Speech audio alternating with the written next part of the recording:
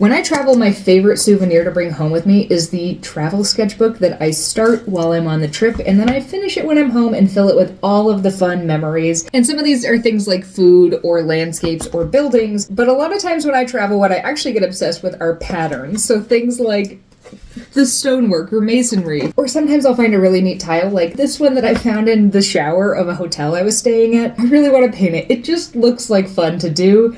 And I think it's going to be very satisfying. So let's paint it together. Grab your watercolors and give them a good spritz. Then I want you to mix up 2 colors. You can use any colors that you want for this. Then fill your brush with one of your colors, and we're going to start by making a squiggly line across the page, varying the thickness as we go. Then I want you to wash your brush and fill it with your second color. And on either side of the line, I want you to follow it. In some places, I want you to really follow the thickness of the previous one, and you can vary it in other places. Wash your brush, and now on the outside of those 2 lines, you're going to go back to that original color and follow that same thing as you add more and more of these lines in.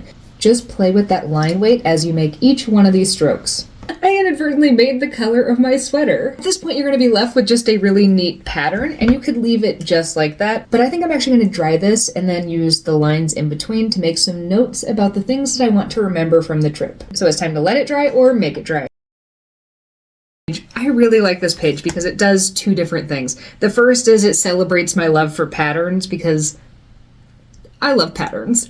The second is that it actually gave me some space to write some of the things down in here that I don't think I'm going to be able to fit into the other pages, but I want to make sure that I remember. What about you? When you travel, what do you notice the most? The people, the places, the patterns?